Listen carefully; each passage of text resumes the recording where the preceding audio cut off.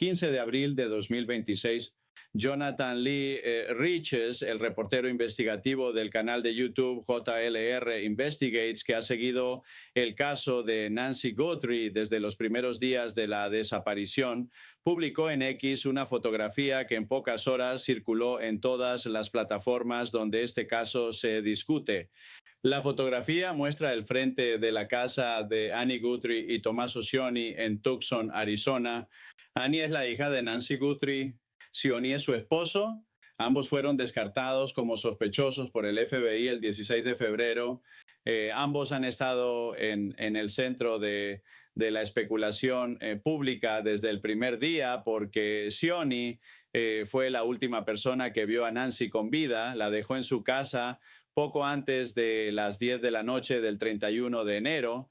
Y frente a esa casa, en la fotografía de Riches, hay un letrero nuevo, blanco con letras rojas, dice propiedad privada, no entre.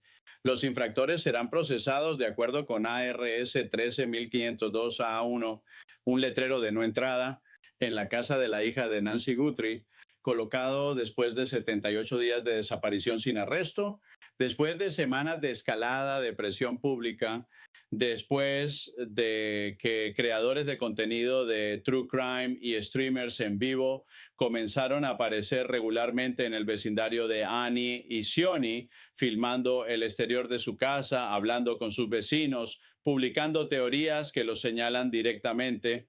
Riches no solo publicó la fotografía del letrero, añadió un contexto que ningún medio oficial había compilado en un solo lugar hasta ese momento. En su publicación detalló lo que la investigación hizo específicamente en la propiedad de Annie y Cioni en los meses anteriores. Forenses hicieron análisis en el interior de su casa. Se usó tecnología Cellebrite, el software de extracción de datos de dispositivos móviles que las fuerzas del orden usan para obtener información de teléfonos celulares.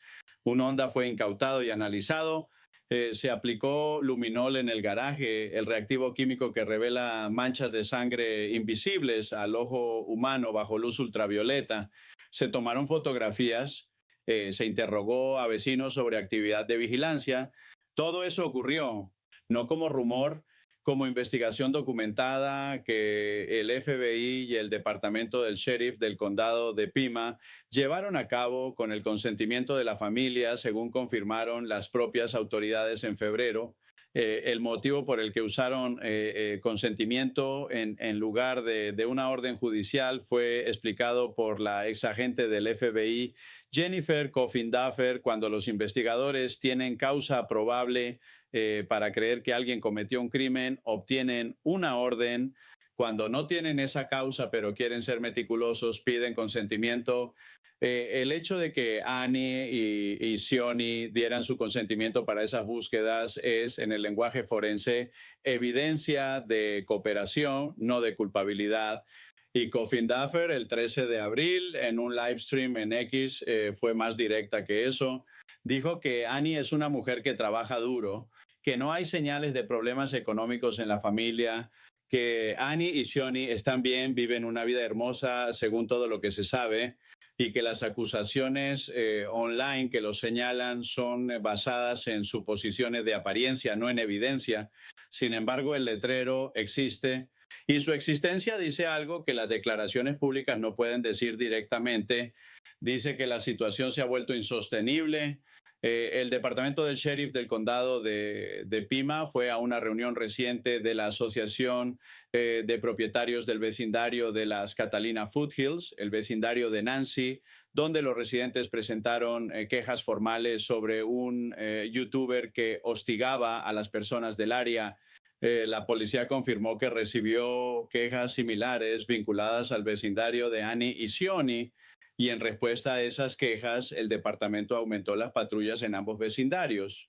Patrullas adicionales alrededor de la casa de Annie y Cioni, no porque los investigadores lo sospechen, sino porque los seguidores del caso en Internet han convertido sus alrededores en un destino para personas que creen, sin evidencia, que la respuesta a la desaparición de Nancy está en esa dirección. Eso es lo que el letrero de propiedad privada comunica en realidad. No tenemos algo que esconder, sino 78 días después de la desaparición de mi madre, seguimos viviendo aquí, seguimos yendo al trabajo, seguimos criando a nuestro hijo y hay personas que aparecen frente a nuestra casa con cámaras. El texto del letrero cita específicamente el Estatuto Legal de Arizona, ARS 13102A1. Eso no es casual. Es la sección del Código Criminal de Arizona que define la entrada criminal de primer grado, allanamiento deliberado en propiedad privada, sabiendo que no tienes autorización. Una familia bajo presión pública extrema no cita estatutos específicos al azar. Lo hace cuando había hablado con un abogado que le dijo exactamente qué número de ley usar para que el letrero tenga peso legal máximo. Ahora hay algo que Riches mencionó en su publicación que no ha sido suficientemente analizado y que conecta directamente con el estado actual de la investigación. Mencionó que hace 2 meses, es decir, en febrero, el FBI y el sheriff estaban en todo momento en esta propiedad. Ese periodo coincide exactamente con la semana del 13 de febrero, cuando los investigadores rodearon la casa de Annie y Cioni y llevaron a cabo el registro con consentimiento que incluyó el análisis de luminol en el garaje y la incautación del Honda. Un Honda fue incautado, ese Honda fue analizado, eventualmente fue devuelto a la familia y su devolución en el lenguaje de las investigaciones criminales significa que el análisis de ese vehículo específico no produjo evidencia que conectara a nadie de esa familia con el crimen de Nancy Guthrie. Pero el luminol en el garaje es algo diferente. El luminol detecta hemoglobina, la proteína que da color a la sangre, puede detectar manchas que fueron limpiadas hace días, semanas o incluso años.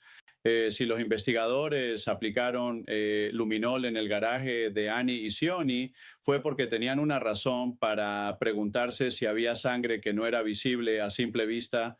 Y si el resultado fue negativo, que es si el garaje no mostró nada bajo la luz ultravioleta, esa es otra forma en que la familia fue efectivamente descartada, no solo con palabras, sino con química forense. Y mientras todo ese proceso ocurría dentro de la propiedad, afuera, en las semanas posteriores, las teorías en Internet sobre Annie y Cioni no disminuyeron. Crecieron. Cada nueva pista que el FBI no revelaba, cada silencio oficial que se extendía una semana más, era interpretado por ciertos sectores del espacio True Crime Online como evidencia de que algo estaba siendo ocultado por la familia. Ese ciclo, investigación oficial, descartando a la familia, Internet acusando a la familia, investigación sin respuesta pública que alimenta más acusaciones, es el contexto en el que Annie y Cioni pusieron ese letrero, no como acto de culpabilidad, como acto de supervivencia en una ciudad donde su madre lleva 78 días desaparecida y donde personas con cámaras siguen apareciendo frente a su puerta. El caso de Nancy Guthrie entró en su semana 12 con un ADN que el FBI trasladó del laboratorio privado de Florida a Cuántico 11 semanas después de haberlo pedido, con 5 laboratorios trabajando en paralelo en muestras del caso, con un sheriff que tiene hasta el 21 de abril para responder a la Junta de Supervisores del Condado de Pima o enfrentar su remoción del cargo, con una familia que pone letreros legales en sus jardines para que los streamers dejen de filmar su casa y con ningún sospechoso nombrado públicamente en 78 días. Savannah Guthrie regresó al aire el 6 de abril. Lleva 2 semanas presentando el programa Today, mientras la investigación de la desaparición de su madre continúa sin resolverse. NBC implementó protocolos estrictos para manejar cualquier noticia del caso que pudiera romper durante la transmisión en vivo para proteger a Savannah de recibir información sobre su madre frente a millones de televidentes sin preparación previa. El letrero en la casa de Annie y Cioni es un rectángulo blanco con letras rojas, pero lo que representa es más que una advertencia legal a los streamers. representa lo que 78 días sin respuestas le hacen a una familia que ya perdió a su madre dos veces, una cuando fue tomada y otra vez cada día que pasa sin que nadie responda a las preguntas que merecen respuesta. Nancy Guthrie todavía no ha llegado a casa. Si tienes información, llama ahora al FBI o en 800 Call FBI o en tipsfbi.gov, anónimo, en efectivo.